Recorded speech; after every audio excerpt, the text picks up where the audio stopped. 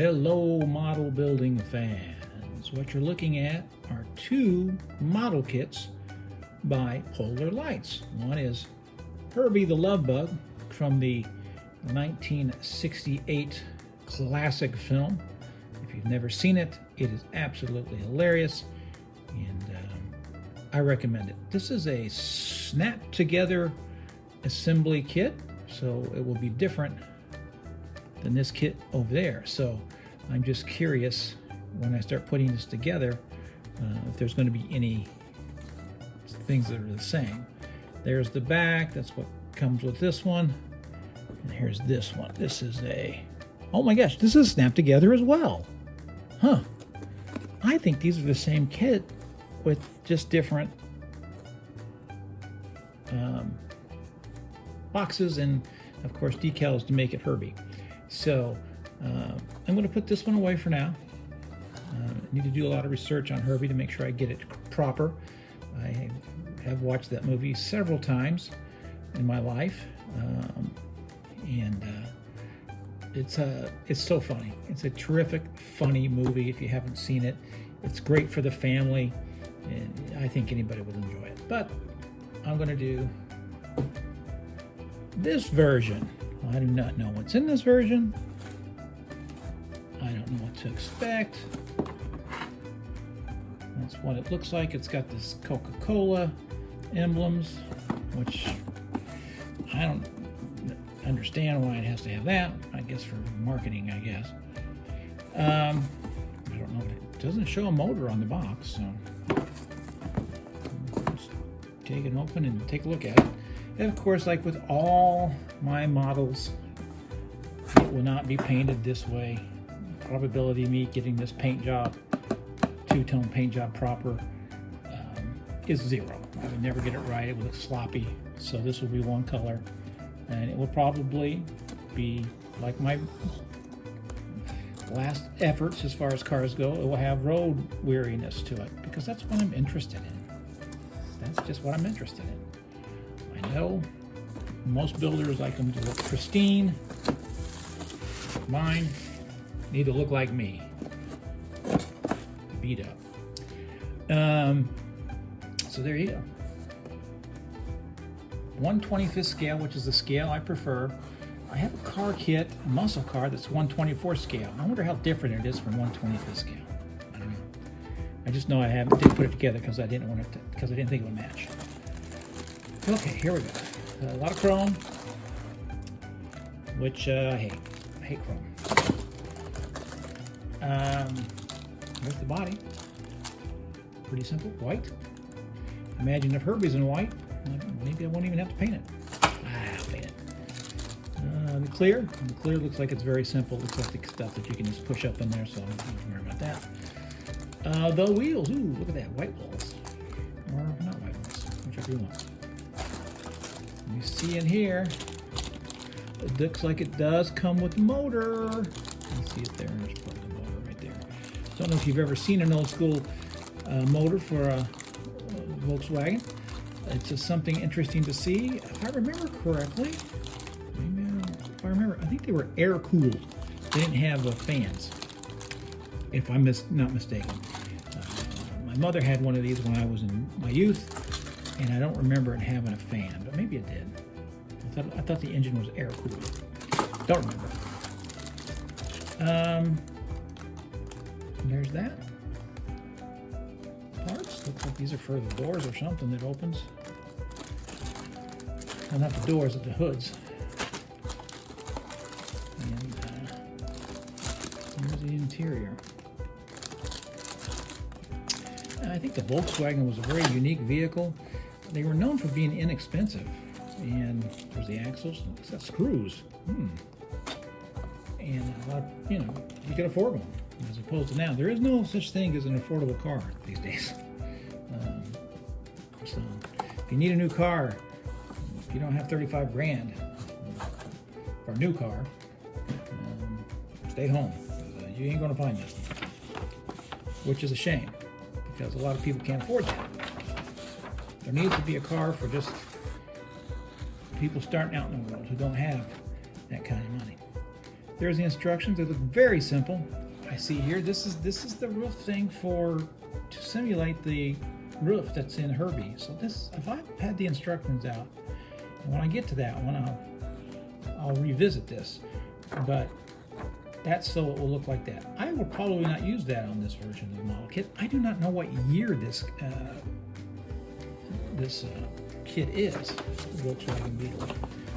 I don't know what years they made them, but it seemed like the body type stayed the same for quite some time, if I remember from my youth properly. And I think it's a beautiful car. I just think it's a beautiful car. If you feel the same. Yeah, I haven't seen one in a very long time, so I don't know their collectability, but they hold a special place in my heart because I remember two of them from my youth that I rode around in quite often. And they had a lot of mechanical problems, but they were later models, and that's how things go. As you get older, you fall apart. At least they did back then. So there it is. I'm going to build this. I'm not going to show the decals because they're not important. I never saw a car with a Coca-Cola logo on it just driving around for a regular person. So I don't know what that is. Probably cost $7 extra so I can have that decal. I'd rather just save the $7. There you go. Let's see what happens.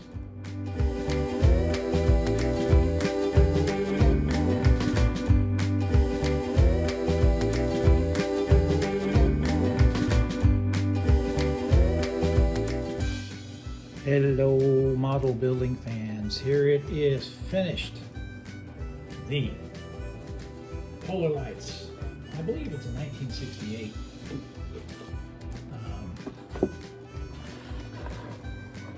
Toyota Beetle. I can't be for sure on that, but I didn't do a lot of research. But I do know that the movie Herbie the Love Bug came out in '68. And that was supposedly a new car in '68, so there you go. So it'd be 67 or 68. I think they kept the body style the same for quite a number of years, which I think is pretty cool. This car, of all the cars I've ever built, is probably the one, if I was a car, this is the car I'd be.